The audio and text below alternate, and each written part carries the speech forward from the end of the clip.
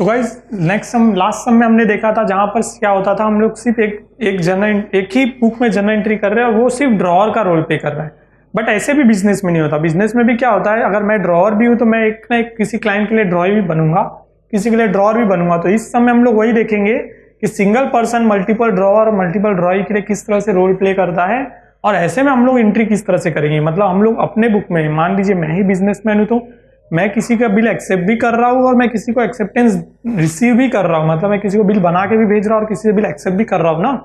तो दोनों भी सिचुएशन में मुझे मेरे बुक में अकाउंट मेंटेन करना पड़ेगा। तो इस तरह के सम भी आ सकते हैं सम में, बोर्ड में आपके ये। तो हम लोग देखते हैं ऐसा सम, ठीक है। Journalise the following transaction of Arvind as on 24 October 2019। देखिए अरविंद जो है एक पर्सन है जिसके जब सारे ट्रांजेक्शन दिए हैं 24 अक्टूबर 2019 के, ठीक है। तो इस ये सम में स्पेसिफिकली बताया गया कि अरविंद जो है वो एक सिर्फ उसके सारे ट्रांजेक्शन जो भी उसने ट्रांजेक्शन किए हैं 24 अक्टूबर को सारे के सारे बता दिए गए आपको। वो क्या करने, जर्नलाइज करने हैं, ठीक है। अब देखते हैं renewed Sainath acceptance of ₹18,000 with interest of ₹380 for 2 months। Sainath की एक्सेप्टेंस जो है उसे रिन्यू कर दिया गया है of ₹18,000 with interest of ₹380 for 2 months। तो यहाँ पे रिन्यूअल हो रहा है गाइज। रिन्यूअल मतलब हमें पहले बिल डिजॉनर करना है, फिर इंटरेस्ट कैलकुलेट करना है, फिर पार्ट पेमेंट एंड देन जो 4 एंट्रीज है देन न्यू बिल, राइट। तो रिन्यूअल हो रहा है, रिन्यूअल करा रहे साइनाथ एक्सेप्टेंस। एक्सेप्टेंस वर्ड से मतलब है हमने बिल किसी पार्टी को भेजा था, उसने एक्सेप्ट किया था, अब वो रिन्यू कराना चाहता है 18,000 विथ इंटरेस्ट। यहाँ पर कोई पार्ट पेमेंट नहीं है तो पहले हम लोग क्या करेंगे, डिजॉनर, फिर इंटरेस्ट की एंट्री। पार्ट पेमेंट नहीं है तो हम डायरेक्ट रिन्यूअल की एंट्री कर लेंगे, ठीक है। Sahil inform Arvind that Meenal's acceptance of ₹13,000 endorsed to Sahil was dishonored and noting charges paid 195। Sentence को बहुत ध्यान से वापस से एक बार पढ़ूंगा और आपको समझाता हूं। साहिल इन्फॉर्म अरविंद, साहिल ने इन्फॉर्म किसको किया, अरविंद को। अरविंद मैं हूं, मुझे साहिल ने इन्फॉर्म किया that Meenal's acceptance of ₹13,000, Meenal को जो मैंने बिल बना के दिया होगा एक बार, एंड इंडोर्स टू साहिल, ठीक है। तो मैंने बिल बनाया 13,000 का, मीनल को भेजा था, मीनल ने एक्सेप्ट किया था और वो एक्सेप्टेंस को मैंने फिर क्या कर दिया था, उस बिल को साहिल को इंडोर्स किया था, जो कि फाइनली क्या हो गया, डिजॉनर हो गया है। तो डिजॉनर हो गया तो क्या हो गया, नोटिंग चार्जेस लग गए उस पर 195। तो इस तरह की एंट्री, यानी ये इंडोर्स बिल डिजॉनर की सिर्फ सिंगल एक एंट्री होगी। इंडोर्स करना, ये सारी एंट्री हमें नहीं करनी होती इसके अंदर। तो इस तरह के सम्स में ये भी है। फिर accepted a bill of rupees, third number है, accepted a bill of ₹16,400 at 2 months drawn on Chand and Son for the amount due to them ₹19,000 and balance paid in cash। So guys accepted a bill, यहां पर क्या information दी गई है, accepted a bill मतलब मैं कोई bill accept कर रहा हूं।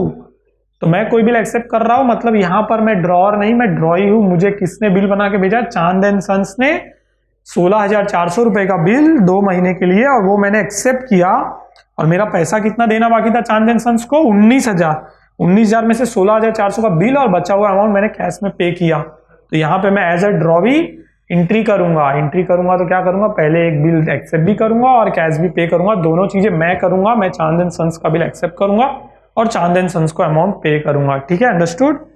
Bank inform that विद्यास acceptance of ₹14,000 which was discounted was dishonoured. तो बैंक ने भी मुझे इन्फॉर्म किया है कि विद्या का जो एक्सेप्टेंस था 14,000 रुपए का, विद्या जो मेरी क्लाइंट है जिसको मैंने बिल बना के भेजा था, एंड उसकी एक्सेप्टेंस है 14,000 की, जो कि डिस्काउंटेड कराया था मैंने बैंक से, that is dishonoured and bank पे noting charges ₹105।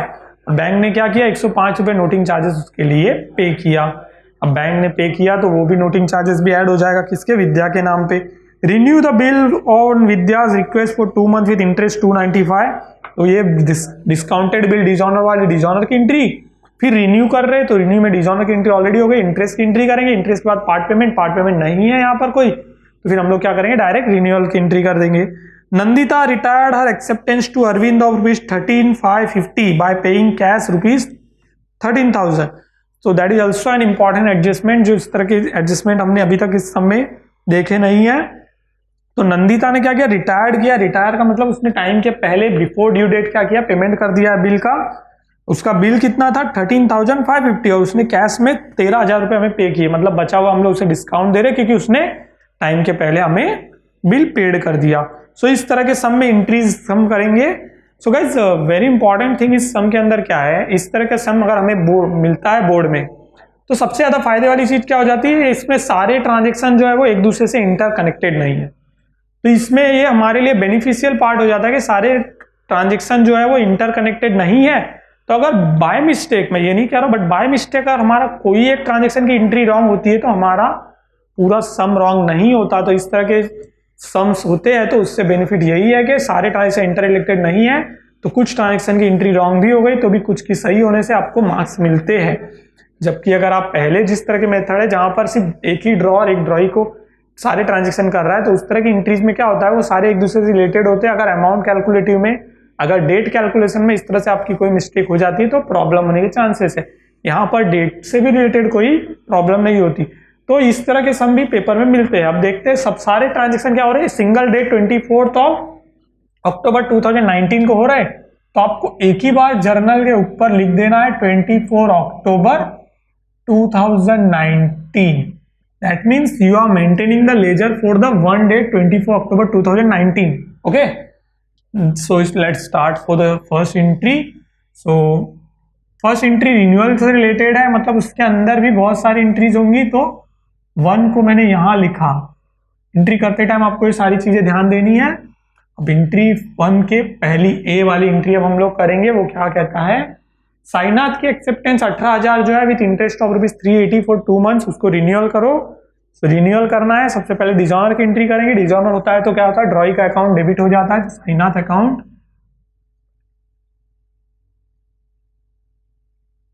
Debit to bills receivable account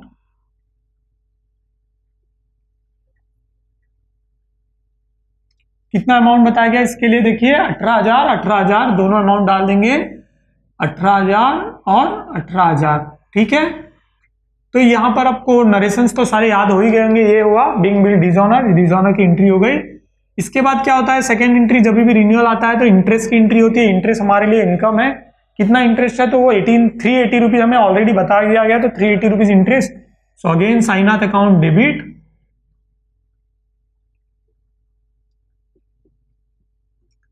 to interest account 380 rupees, इस तरह से एंट्री कर देंगे हम लोग।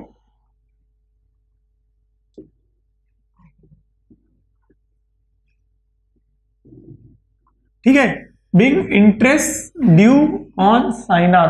ठीक है, और उसके बाद फाइनल एंट्री जो है वो पार्ट पेमेंट, इसमें कुछ नहीं, तो फाइनल एंट्री जो हमारी डायरेक्ट आ जाएगी वो है न्यू बिल की एंट्री। सो ये बिल डिजॉनर की एंट्री थी, इसकी रिवर्स एंट्री हो जाएगी न्यू बिल की entry, bills receivable account debit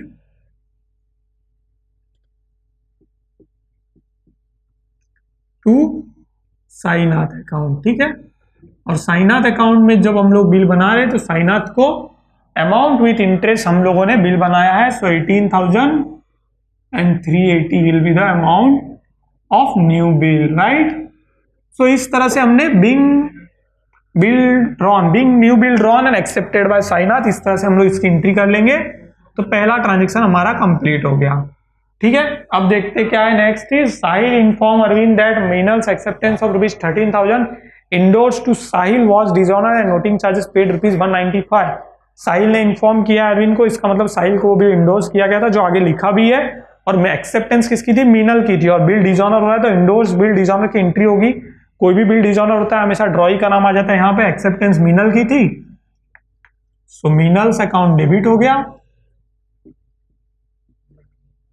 मीनल्स account debit. और किसने, तो इंडोर्स बिल था तो इंडोर्सी का नाम आ जाता है, इंडोर्सी है हमारा साहिल, तो इसके यहाँ पे अमाउंट आ जाएगा।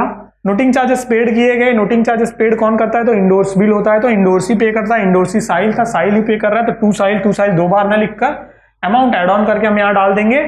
सो बिल कितने का था देखते हैं, तो बिल था 13,000 का, नोटिंग चार्जेस 195, तो 13,195 will be the amount for this entry, right. So 13,195, 13,000 bill के, 195 नोटिंग चार्जेस के। Being bill endorse to Sahil was dishonoured and noting charges were paid ₹195। इस तरह से आप इसका नरेशन कर सकते हो। सिंपल नरेशन अगर करना है तो being endorse bill dishonour, simple narration हो गया इसका। ठीक है, देखते थर्ड वन क्या कहता है। So third one is accepted a bill of rupees 16,400 at 2 months drawn on Chand and Sons for the amount due to them rupees 19,000 and balance paid in cash. यहाँ पर आप वर्डिंग में जाओ, जो last वाला सेंटेंस लिखा balance paid in cash, मतलब paid किया गया। ये भी चीज आपको क्लियरली समझ में आनी चाहिए कि हम किसी चीज का पैसा पे कर रहे हैं, इसका मतलब हम यहाँ पर ड्रॉवर नहीं ड्रॉवी है। ड्रॉवी जो है हम लोग है, ड्रॉवर हमारा तो था चांद एंड सन्स था। चांद एंड सन्स ने मुझे बिल भेजा है, मैंने एक्सेप्ट किया, तो मैं एज ए ड्रॉवी एंट्री कर रहा हूं। तो मैं जब बिल एक्सेप्ट कर रहा हूं तो चांद एंड सन्स यहां पर आ जाएगा, Chand and sons account debit to bills payable account. मेरे लिए ये बिल्स पेबल है क्योंकि मुझे ये अमाउंट पे करना है।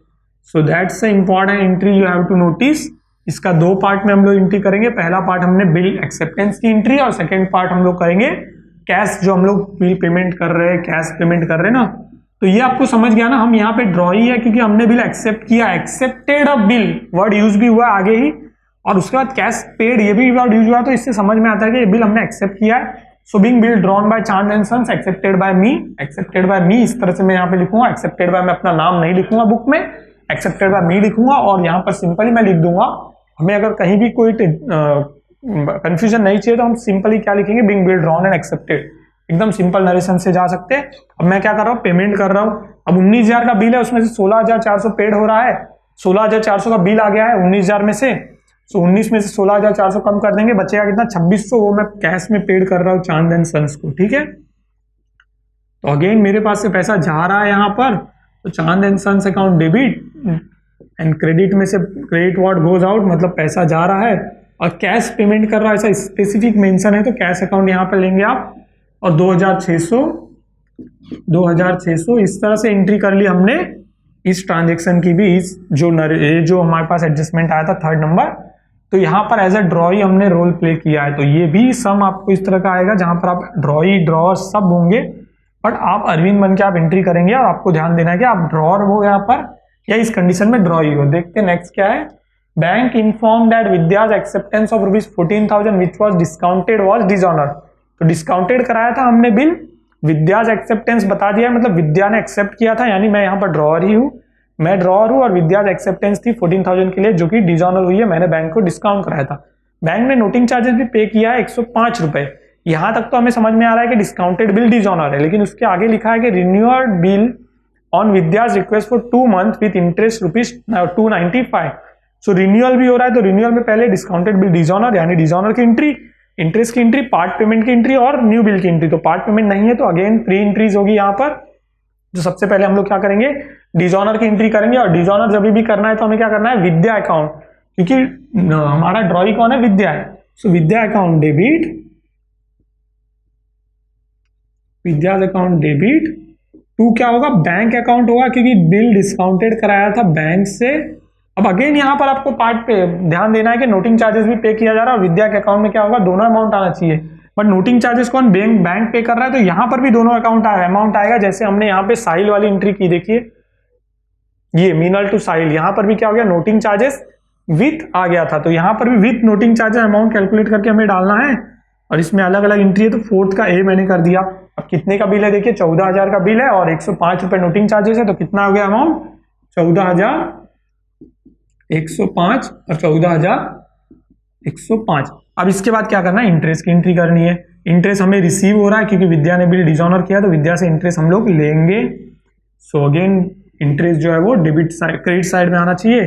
So Vidya account debit to interest account, और इंटरेस्ट का अमाउंट हमें बताया गया यहाँ पे 295 रुपीज, तो 295 एंट्री कर देंगे।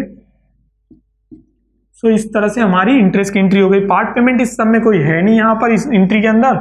सो डायरेक्ट हम लोग न्यू बिल जनरेट करेंगे और न्यू बिल की एंट्री हो जाएगी हमारी बिल्स रिसीवेबल अकाउंट डेबिट